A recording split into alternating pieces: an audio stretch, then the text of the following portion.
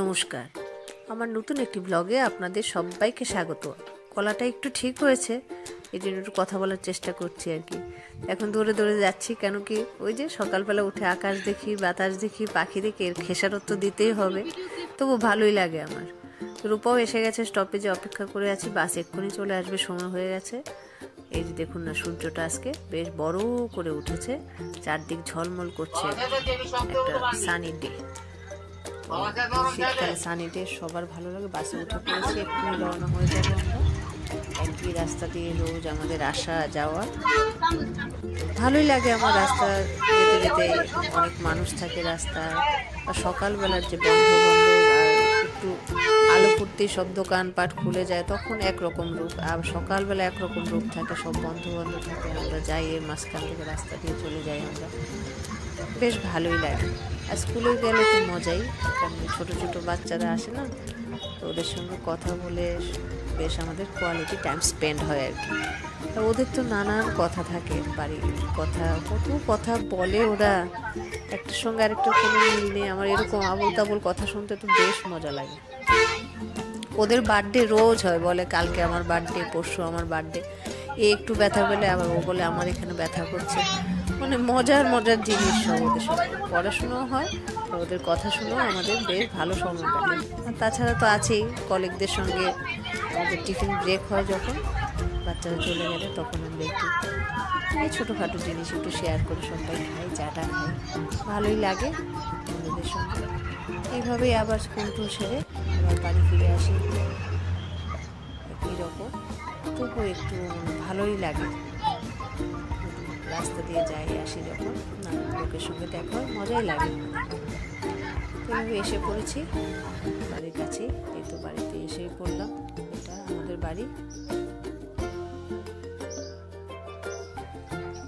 তো সকালে ভেবে রেখেছি কি কি রান্না টান্না করবো, এখন চান করবো, পুজো দেবো, তারপরে এসে রান্না বসাবো। কারণ দিদি আর লিপি দুইজনেই বলেছে সকালের বড়া খেতে, পেঁয়াজ টেয়াজ দিয়ে ভালো লাগবে, টেস্টি হবে, আর একটু আলুর দম করবো। আর লিপি একটা জিনিস গিফট করেছে আজকে আমাদের, ওইটা হলো মূলোকে এরমভাবে ও ব্লেডের মতো করে সরু সরু করে কাটে, যেটা নাকি একদম স্পাইরাল হয় আর জালিদার আর কি।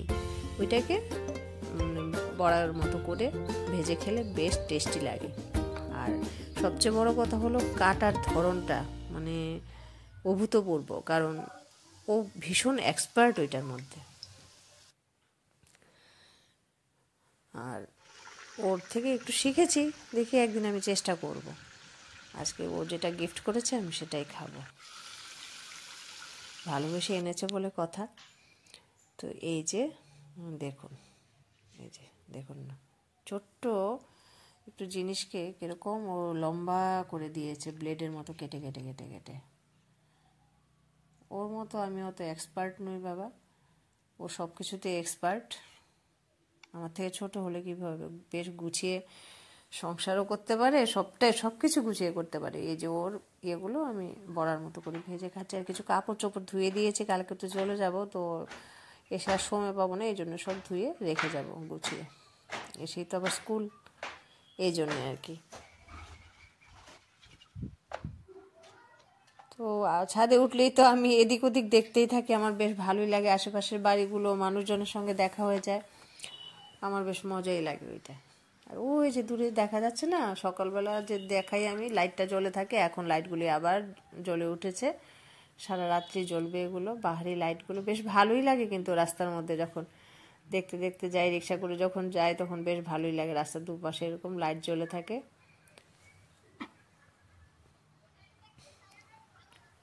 এটা আবার সন্ধ্যের আকাশ। এখন আমার গাছগুলোকে রেখে যাব, ওদেরকে একটু জল দিতে বলেছি, অর্চনাকে জল দেবে।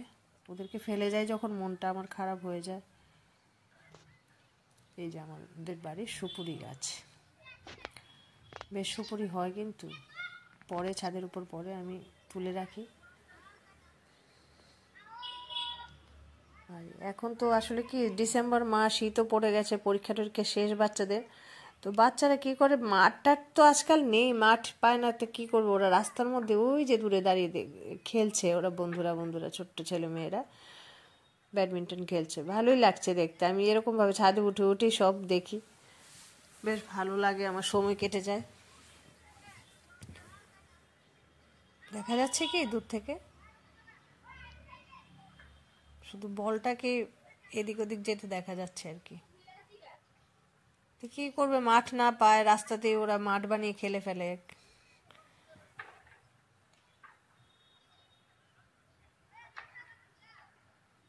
আমিও একটু ছাদে উঠি, এদিক ওদিক দেখি। এই যে সন্ধে হয়ে আসছে না, আকাশটা কিরকম একটু গোলাপি, গোধূলি রঙের গোলাপি মেঘ চারিদিকে ছেয়ে গেছে। ভালোই লাগছে।